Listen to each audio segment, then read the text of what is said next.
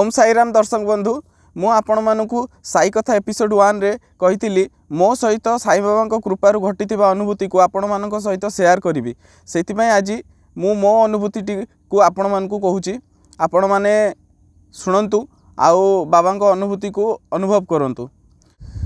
मोर आज भी मन अच्छी नवेम्बर 3, 2019 मसीह मु मो कर्मक्षेत्र घर को रिटर्न होती आमे दी जन गोटे बाइक रे आसुलु आउ रास्ता रे गोटे बहुत बड़ एक्सीडेंट रु आमे माने बंची थिलु जोटा कि दीटा ट्रक मझिरे आम बाइक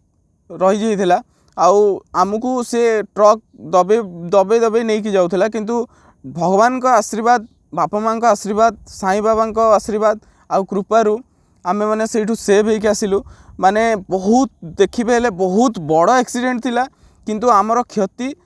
बहुत कम मात्रा रे हिथिला। माने आमे से सिचुएशन में आमे से जगह रे जो थिलु आमे पूरा आशा छाड़ी देइथिलु माने सेठू आ बंचिकी फेरिबा बंचिकी आसीबा संभव नथिला। माने से जगह रू माने निजर अनुभूति माने से समय जहाँ कहूला जे एइठू आ फेरिकी जीवा संभव नुह किंतु से साई बाबा दयारू कृपारू माने बाबा आमको चाहिए आउ बंचई देले मु सेठू फेरिकी आसिला परे मु निजे जानी पार नथिली से जिनस माने केमिति से जगह रू फेरिकी आसिली माने सेठू फेरिकी आसीबा माने संभव नथिला माने कहा पक्षरे भी संभव नथिला। माने से जो भले सिचुएशन आम फेस करथिलु सामना करथिलु किंतु ठीक तार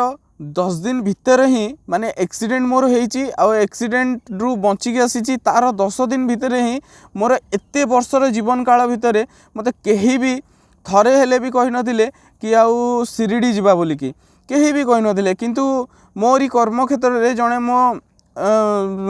सहपाठी से साई बाबा भक्त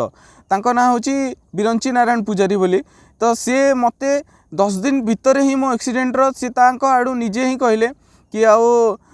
चल पिंकू जीवा आमे शिरडी जीवा बाबा पाखु जीवा तो जितेबाला सी मते माने सजेशनटा देइदिले कि साई बाबा पाखु जीवा ता आगुरु मु साई बाबा को जानी सबू माने मानुली किंतु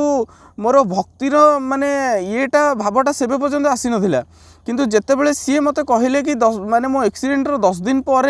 कि आमे चल शिरडी जीवा आ साई बाबा को जेतेबेले मते मो सहपाठी कहले शिरडी जीवा पई सेतेबेले माने मोर माने बाबा प्रति हठात एते भक्ति माने जागृत हो गला मु से जिनसटा माने कहि परिबिनी वर्णना करि परिबिनी माने मते आश्चर्य लागिला जे मो एक्सीडेंट हबार ठीक 10 दिन पर ही सी मते 10 रु 15 दिन भितर हेबो एक्जेक्ट माने केते दिन मोर मन पड़ुनी किंतु 10 रु 15 दिन हेबो माने सी मते निजे तांको आडू कहिसंती जे शिरडी जीवा पई साई बाबा को दर्शन करिया पई ता आगुरु मते माने मोर 26-27 वर्ष सेतळु मोर हेतिला सेत समय भितर मते केही भी थरे कहि नांती कि शिरडी जीवा पई कोनोसी सांग साथी किबा मो चिंताधारा रे भी आसीनी किंतु जेतेबेले सी मते कहिले सेटू मते गोटे माने अलग प्रकार बाबा प्रति भक्ति मोर जागृत हो गला मते पूरा विश्वास है जे ये जो एक्सीडेंट रु मते उद्धार करजंती जदि सी केवल ही साई बाबा कहीं एते दिन भितर मते कहीं आज पर्यंत कही नथिले किंतु मोर 10 दिन रो एक्सीडेंट पर जो माने मरण मुहरु बंचिक आसला पर मते बाबा पाखु जीवा पई जदि निर्देश मिलुची कहा माध्यम रे मते जदि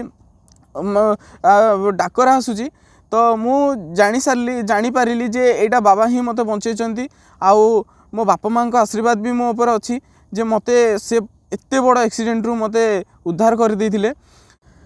तापरे मु फाइनल डिसाइड कली ना मु शिरडी जीवी मो आत्मा रु आ मो मन रु माने मते टाणिला शिरडी माने मु भी निजे चाहिली शिरडी जीवा पई आ मु सेही भितरे बहुत भाबिली माइंड माने मो माइंड सबुले चली रहिला जे माने सेतबेले बहुत प्रकार असुविधा थाए संकट थाए किंतु माने केमिति शिरडी जीवी कोन माने मु किछि भाबी पार नथिली किंतु तथापि भगवान कर डाकरा थिला माने से मते जेमिति हेले जो रास्ता रे हेले नै कि जीवे मु सेटा जानिथिली आउ मते साहाय्य हैला मते सबुआडू सुविधा हैला मु जाइकी बाबा को दर्शन करिकी आसिली आ शिरडी जेतेबेले मु जाइथिली सेतेबेले माने शिरडी रो जो अनुभूति माने बहुत नियारा माने आपन को कहि परिबिनी बाबा को जगह को आपन पहुँची जिवे शिरडी पहुँची जिवे आपन को एते शांति आउ मानसिक शांति आउ हृदय रु शांति माने बहुत से जगह रे बहुत शांति अछि बाबा जोठी अच्छा शांति तो सेठी रहिबो ही रहिबो सुख शांति सब बेले रहिबो सेठी किंतु बाबा सबुआड़े अच्छा मु माने विश्वास करे शिरडी रे जेहेतु सी बास करुले से शिरडी माने अनुभूति गोटे बहुत निरा माने शिरडी आप पहुँची जीवे से माटी रे पाद देदेवे आपणकर जेते दुख कष्ट जेते माने मानसिक अशांति सब दूर हो मते निजे अनुभव है से जिनस अनुभूति है। तो फाइनाली आमे गलु मो सहपाठी मु दुई जण जाइकी शिरडी पहुँचलु बाबा को दर्शन कलु बाबा को दर्शन पर शनि सिंगनापुर जाइलु शनिदेव महाराज को भी दर्शन कलु बहुत खुशी लगिला। समय तो हाथ में कम थिला बाबा को माने छाड़ी आसवाई मन नाला माने एमती से जगार मोर माने बाबा प्रति कनेक्शन हो जाता माने मु बिल्कुल भावु नी जे सेठू आसबी बोली माने एते माने सुंदर परिवेश आ एते माने भावबहुल माने से जगार ये माने वातावरण तो मु बिल्कुल मन हो नाला मते आसवाई पुणी रिटर्न किंतु कौन करवा सबू समस्तर भाग्य न थाए माने भगवान सेवा करवा तो जेतिकी चेष्टा करवा आमे भगवान को आम निज निज चेष्टारू आमे जेतिकी भगवान को सेवा करने आमे चेष्टा करवा तो जनसेवा भी गोटे प्रकार भगवान को सेवा ही कह जाए से लगी मु फाइनाल भावी मोर यही चैनल रे साई बाबा साई बाबा ऊपर जिते वीडियो अच्छी सब अपलोड हम ता सहित किछिटा जनसेवा वीडियो भी अपलोड हम माने जो वीडियो रे किछिटा लोकंकर सेवा हो पारुथबो किबा किछिटा लोकंकर उपकार हो पारुथबो जो थे लोक माने किछि उपकार पाई पारुथिबे से वीडियो देखिकी से भलिया वीडियो ए चैनल रे अपलोड हम। तो दर्शक बंधु आपण मानकु मु बहुत रिक्वेस्ट करूची जे चैनल टाको सपोर्ट करंतु मु कहबिनी आपण लाइक करंतु सब्सक्राइब करंतु चैनल को कहीं ना एटा आपण ऊपर निर्भर करे आपण को जदि मो कथा एवं मो चैनल रो कंटेंट भल लगे ताहले आपण माने लाइक कमेंट सब्सक्राइब करेंगे निहाती सेटा मोर विश्वास। दर्शक बंधु मु जेबेठू साई बाबा भक्त हेलिनी सेबेठू मु निजे अनुभव करुची मोर बहुत दुख कष्ट